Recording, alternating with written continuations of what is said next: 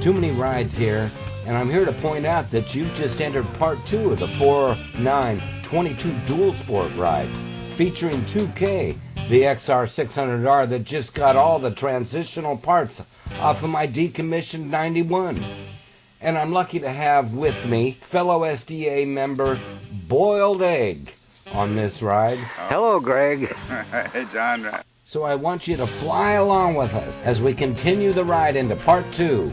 We cross the South Fork of the American River on that old bridge built in 1915, 10 foot wide, and we head up Murphy's Grade, heading higher and higher up into the mountains.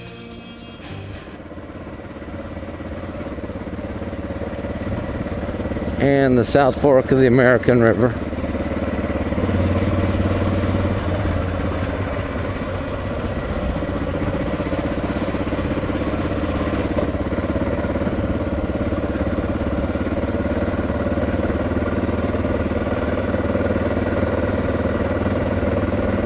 Alright, so we're going to take Murphy's Grade. See that hill there? We're going up top. Mount Murphy Road.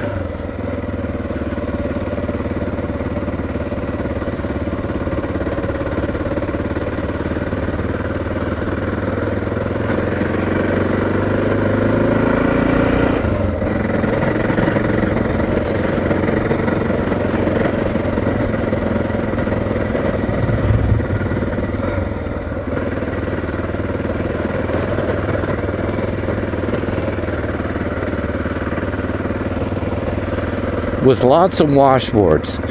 Looks like they brought in some kind of aggregate here for better traction at some point since last time I was here.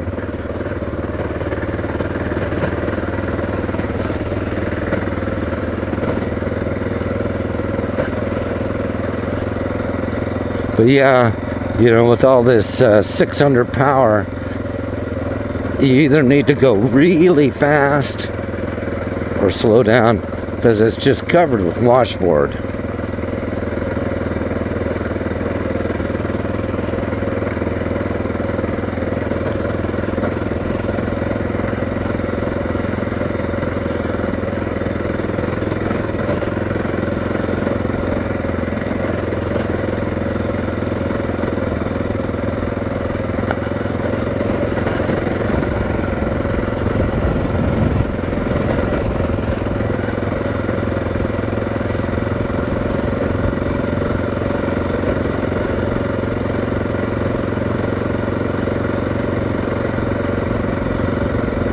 So if you're going really fast, you can kind of skip over some of these washboards, but you'd also be doing some sliding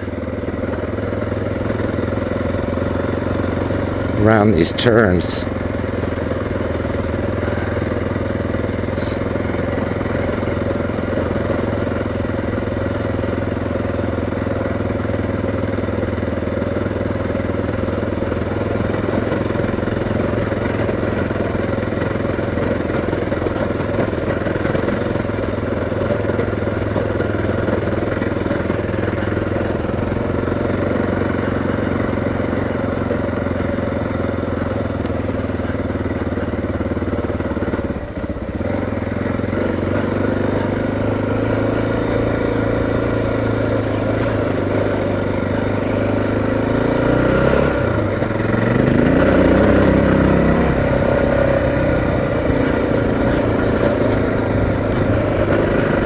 I'll just say this is a steep mountainside.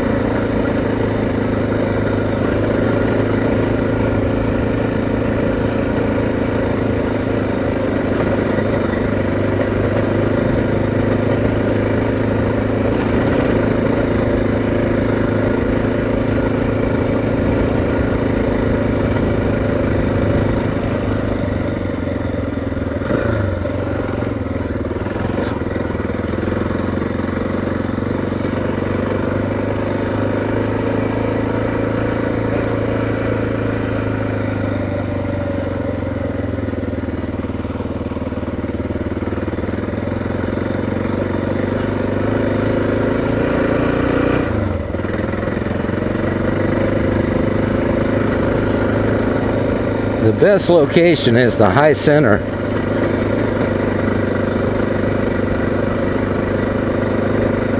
As far as avoiding the traction washboards. But even that can be trouble.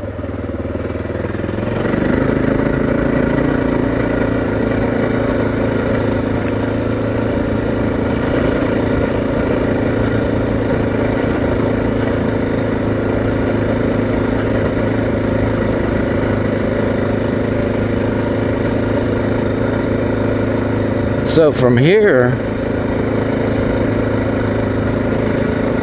our next stop is at Bear Creek Picnic Area. You've been there before. I've shown everybody that. But that's where we'll have an extended stop and hang out at the bench and have some snacks.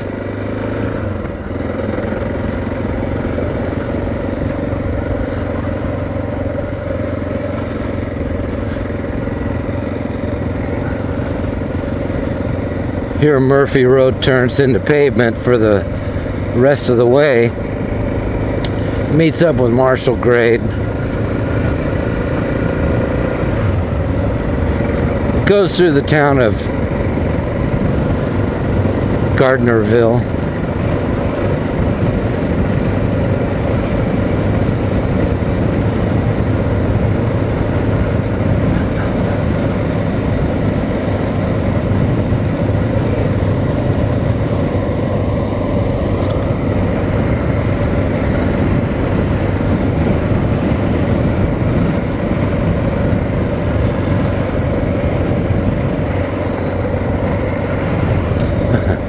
Got a kink in my neck, so I'm trying to work it.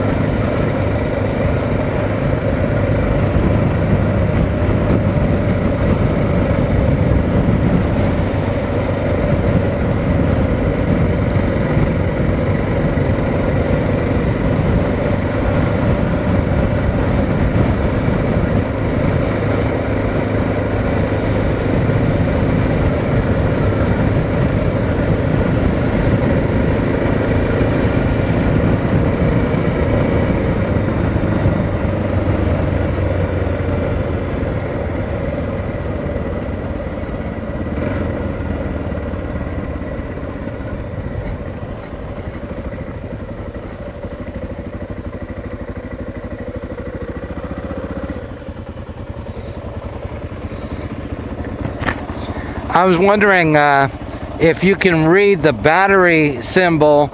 It's at the top right corner of my view screen here, and I am still rolling, I see. It's not full battery. Really? That's hard to believe. Black. Yeah, it's all... Three bars or... Okay, then it's down 1 bar. Okay. Because it has 4 if it's full. It's like 3 maybe. Okay, we should make it to the next stop.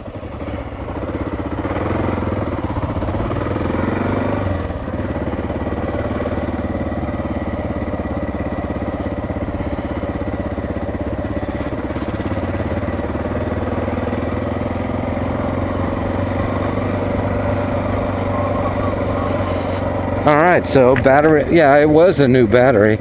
Oh, there's some California poppies, but those are the yellow ones. A little bit more rare.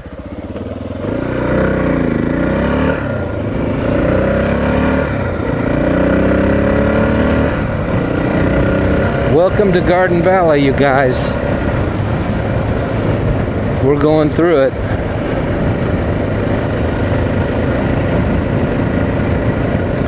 Nice place. Although I can't say I've ever spent more than a half hour here at any one time. The only time I've really spent here was getting gas.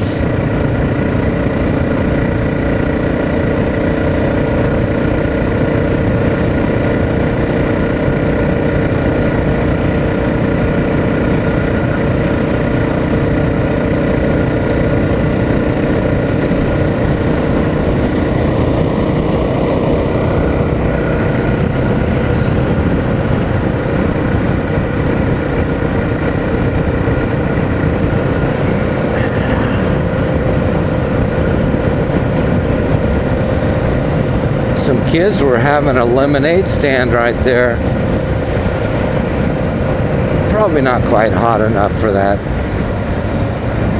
But they had a good setup, man. Did you see that big old thing of lemonade? I wonder if that's from real lemons or frozen.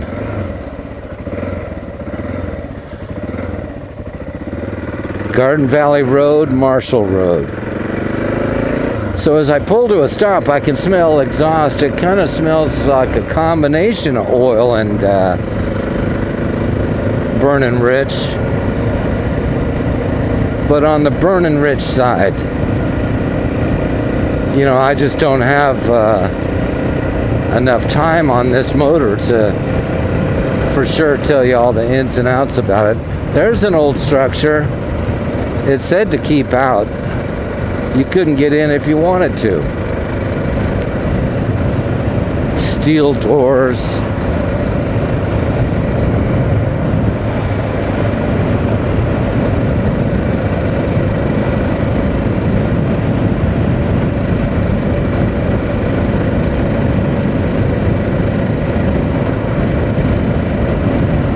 But yeah, Garden Valley's a nice place.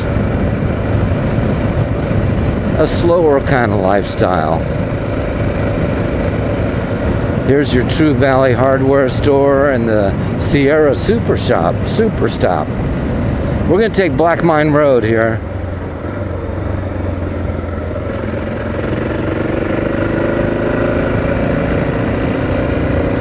Black Mine Road will get us out to 193, which we need to get on for a little while.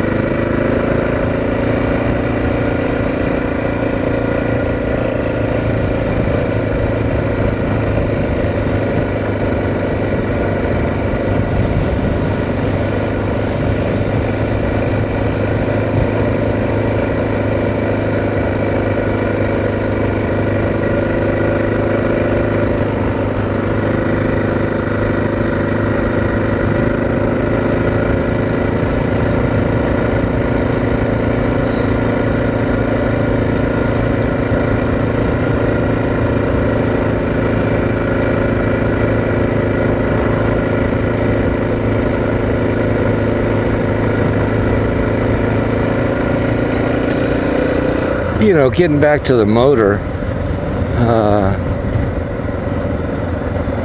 and the plan. We had a plan that didn't include the 2000 number 2 at all. Well, no, I take that back. It did include it originally, but involved the tracker project thing, which that was not of much help in my transformation. It was mostly the decommissioned 91 and 2K that put this thing together. But as far as the plan goes, it kind of developed over time. I was going to put 2000 XR600 motor number 1 into the 91. Then 2000 XR600 number 2 arrived, and I deemed that the motor in it was good enough to just base my machine off of. So not only do I have a nicer, newer frame, and it already had a motor in it, I didn't have to switch motors. Which, switching motors is not at the end of the world, but I had already done a lot of motor switching in the recent past before that.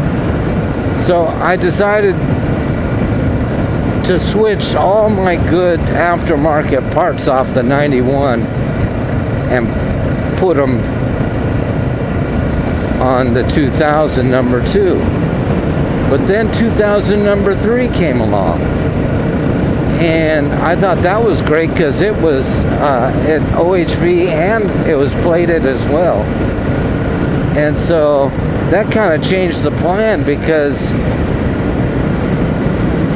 well, it didn't change the plan,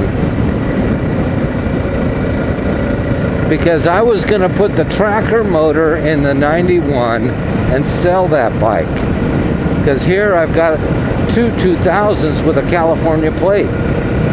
But then I found out that XR600 2000 number 3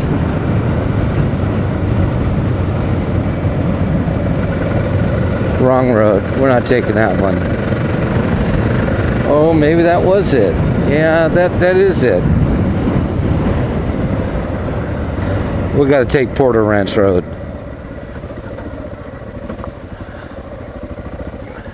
Anyway, back to the story.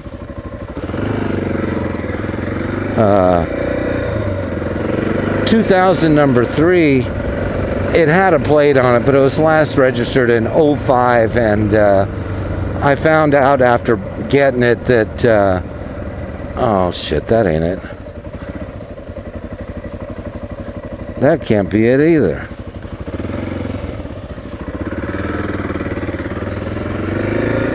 I found out that the license had been revoked, so it was an OHV only. And that changed my plans because the 91 was going to be expendable. But now, the only extra frame I have that has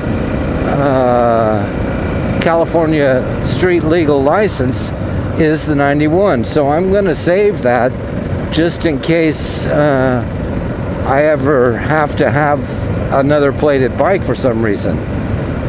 Because at this point, I've got 4 that are OHV, or let me count, I could be wrong. I've got the 96, the 92, the 99, and the 2000. That's 4 OHVs. And hell, 2 of those are running, and I hardly ride an OHV in the first place, just due to the day and age and the nature of the beast out there. For me to ride an OHV, I need to go up to the National Forest. I could go to Mammoth Bar or to Forest Hill or to Elkins Flat, but unless it's just plain wilderness, you're holding yourself back on what could be done as far as taking a route. You might do some trail that is really rough and wish that you could take the street to get back to the truck. You can't do that if you're not street legal. So, if only you could make those OHVs street legal, I'd have a gold mine. It would make all of those bikes worth an extra $1,000 each, just because they're plated.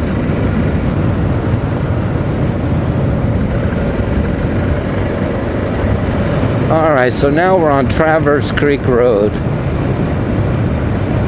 There's Spanish Flat. That's the way I normally come in. That's why I was having trouble. I'm normally coming from south instead of from north. But we're on our proper roads and we're heading for Bear Creek picnic area. Let's have a picnic.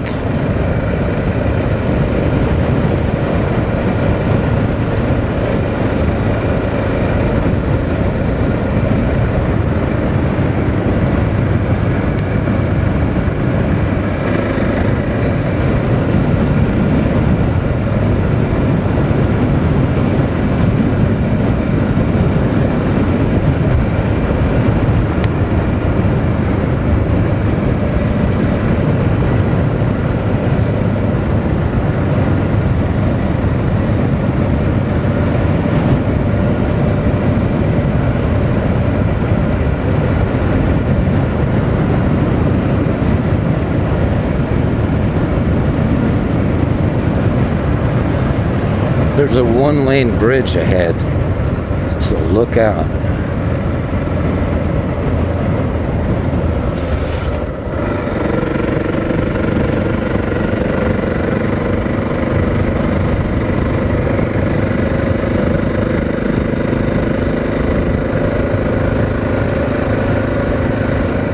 That's like one-lane bridge number 1 on this route.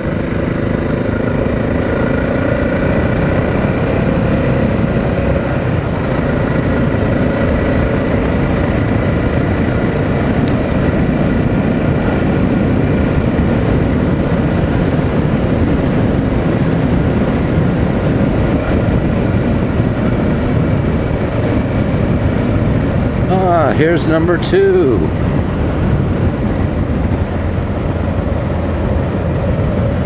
That's only one lane. I think that's the same creek though.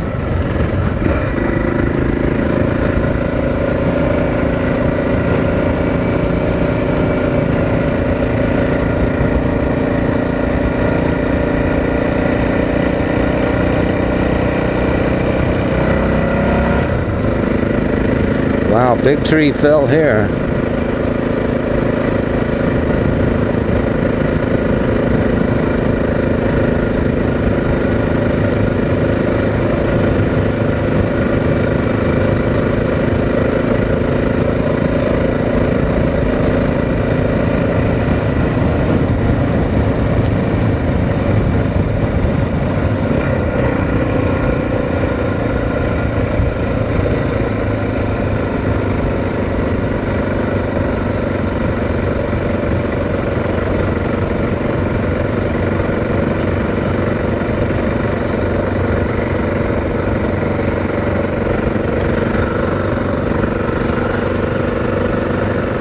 Getting into the deeply forested area with cedars, pin oak, digger pine,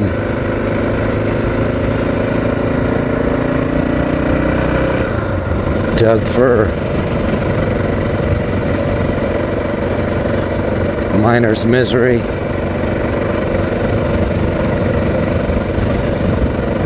Nice elevation to live at. Pretty much out of the snow yet. Also out of the valley.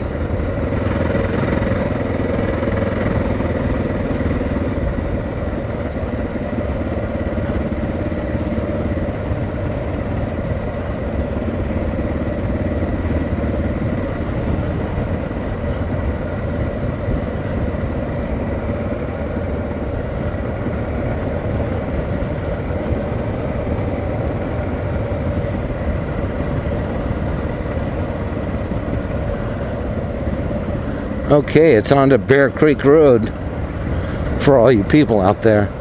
There's a wild apple tree from the old days. We're not far from the Bear Creek picnic area, so if you're hungry, it won't be long.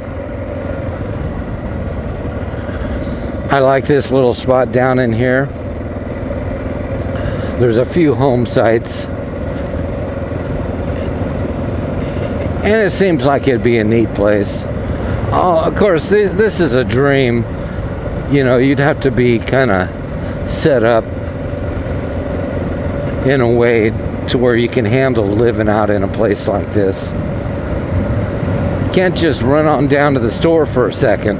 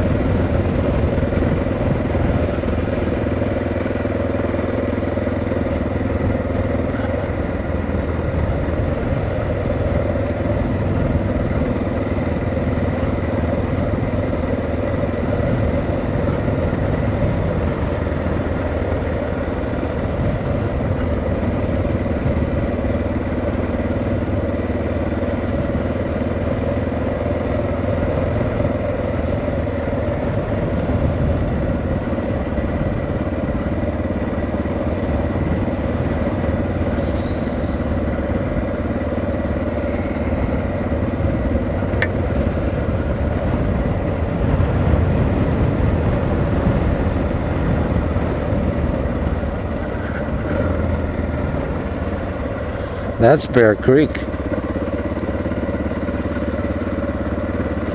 Right there. You gotta have a permit if you're gonna be doing the barbecue stuff.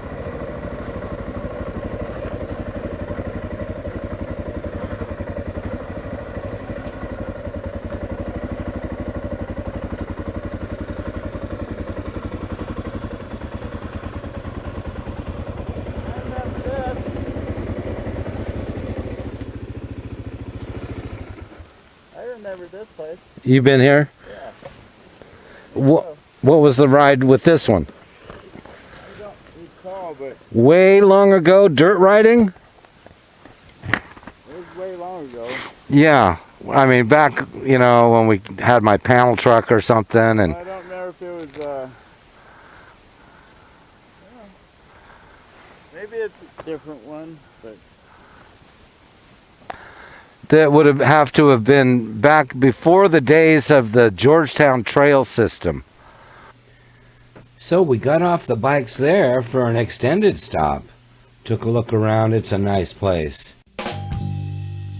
We had a picnic. yeah. We had some kippered herring, Old Trapper hot and spicy beef jerky, Colby cheese sticks, Ritz crackers, and water. We had our fill of that. We enjoyed the scenery a lot there. Take a look at it.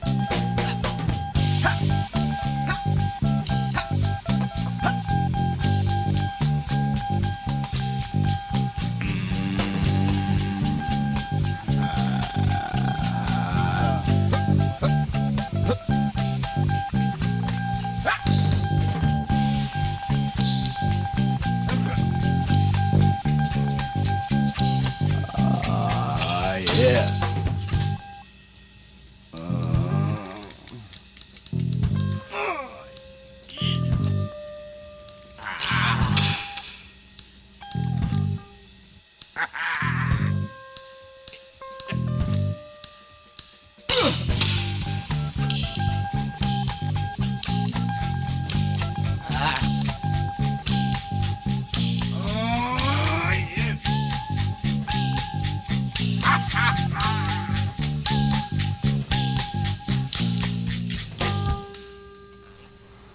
All right, with our bellies full of snacks and having rested up and gotten off the bikes for an extended period there, it was time to move on.